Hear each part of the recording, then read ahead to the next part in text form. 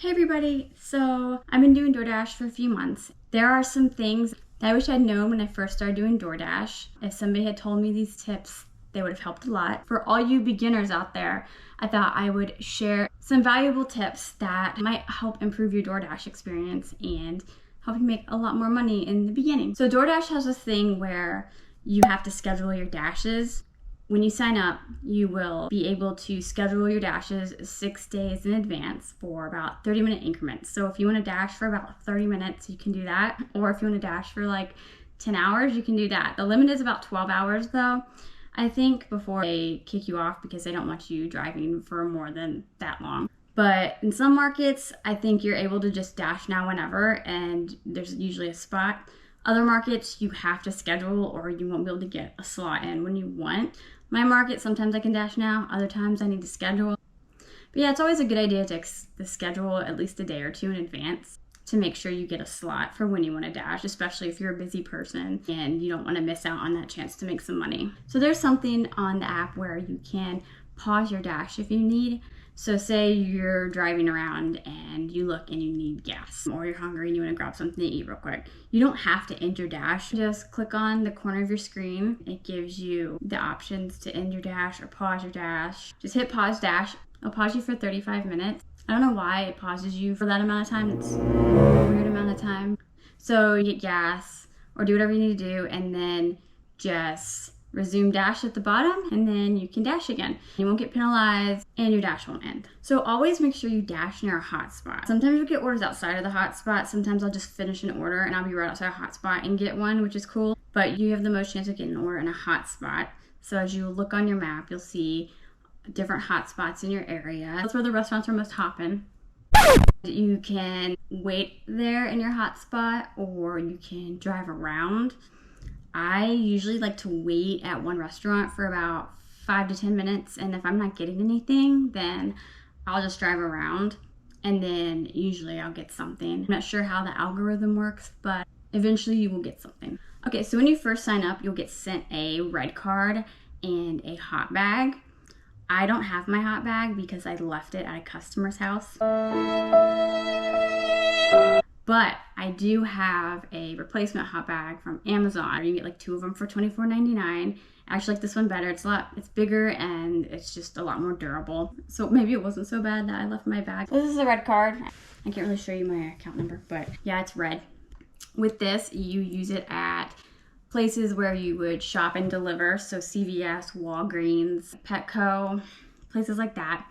Before you get your card in the mail, you're not going to get any shop and deliver orders, so you don't have to worry about that. But then after you get your card in the mail, you will activate it on the DoorDash app, and then that's when you'll start getting the orders. It'll let you know that it's a shop and deliver order, and basically you just shop for the items for the customer, as if you're shopping for yourself. In the app, it'll have you scan the barcodes for all the items, and then you basically just go to the front, you swipe your card, press credit, and then you pay for it and you leave, and that's it. It's pretty simple. You don't need to pay for anything yourself. I was a bit intimidated at first, but it's really easy. Sometimes you'll have to use the red card.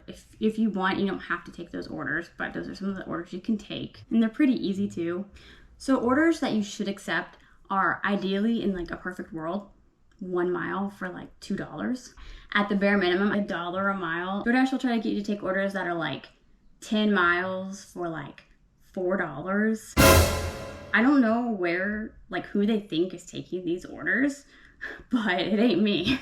Those literally are not worth your gas or your time. Also, anything under $5 isn't worth it. Sometimes I'll take those orders if I'm on my way from my home to a hotspot, and like where the order is like literally within a mile from my home, and where I drop it off is like right by the hotspot, so it's basically on my way. Usually under $5 is just not worth it. Don't wait at a restaurant for more than, I'd say, 10 minutes if it's a mediocre payout. So if you're getting paid 8 miles for $10, $11, I wouldn't say it's really worth it. You can click on a sign after you take the order. I wouldn't do it very much because you can get penalized, and if your completion rate is below like 80%, then you'll get deactivated. DoorDash will deactivate you. So I occasionally unassign if I find that wait is taking a while. Or as for the reason on, when you unassign it, or even when you're just declining an order, you can pick any reason. I haven't noticed a difference. I feel like if I put I have phone or app problems, I don't get dinged as much. Maybe I do and I don't realize it. Yeah, I don't really think the reason matters. If you do decide to wait for the order and not unassign it, then I would just send a message just saying it's going to take a while, just so they're not wondering what's going on with their food. One time, I wasn't dashing, but I had somebody going to McDonald's to pick up my food. And I could see on the app that they were at McDonald's. They were taking so long, and I messaged them twice. I called them. They didn't answer me. I'm thinking they're probably just sitting in their car eating my food at this point. I ended up canceling the order because I was really hungry, and I just figured the McDonald's food would be cold by the time I got it anyway. Maybe McDonald's was busy, but it would have been nice if they told me what was going on. So it was kind of frustrating. So it's always good to just let your customer know what's going on. Because if they just messaged me back and told me that McDonald's was still working on my food, and I'd probably wait a little bit longer. But since they didn't message me back, I was just I'm hungry. I don't want them to come here with my food all nasty and cold. Customer ratings don't matter until after your 100th delivery. You're fairly new before your 100th delivery, so you're going to make mistakes. When I first started out, I actually got a stacked order, and I ended up delivering one customer's food to the second customer, and the second customer's food to the first customer. Both of the orders came in brown bags. This was my second day. But yeah, stuff like that will happen. Or you might not know the area well still, and you might end up going the wrong direction. You're really late with the person's food because you put the address in wrong. So DoorDash gives you a base pay between $2 and $10. And that usually depends on your mileage, where you're going to drop off the food, how much the order was, stuff like that. And then, you have the customer tip. Usually you'll see when you get an order, it'll be the DoorDash base pay and then the customer tip. But sometimes they'll do this thing called hidden tips, where you only see part of what the customer tipped you, which is a blessing and a curse.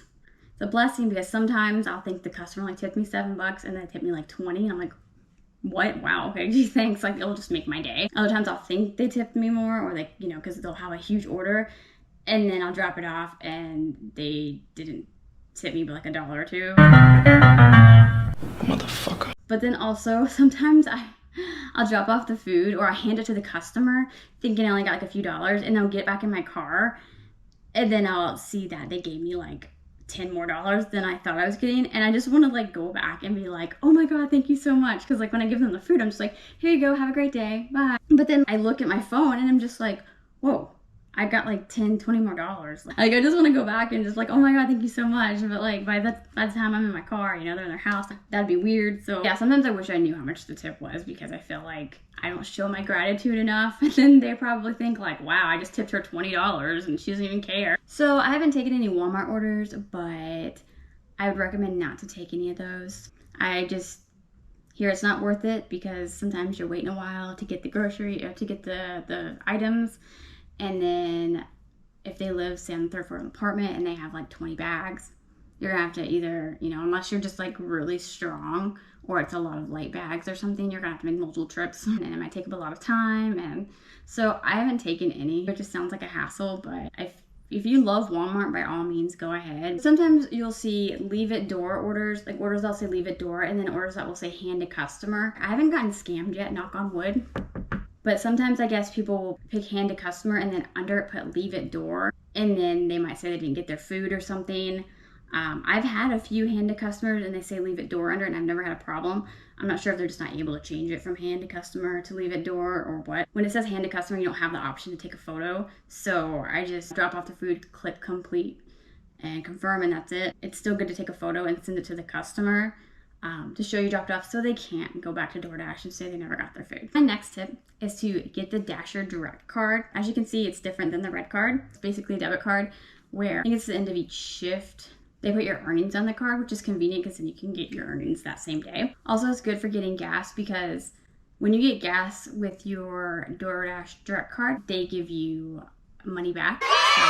So sometimes you will have to go through the drive-thru of a restaurant because we're still in the pandemic. Basically, when you drive up, basically just say, hey, I have a DoorDash order for, and say their name. The people at the restaurant will just tell you to pull up to the window and then they'll hand it to you and you'll be good to go. You don't have to pay for anything, you don't have to do anything. It's pretty simple. There's nobody in line. I like it better because you don't have to go inside, but you know, if there's a long line, then it kind of sucks. So that's all the tips I have that I can think of that would have helped me when I first started out.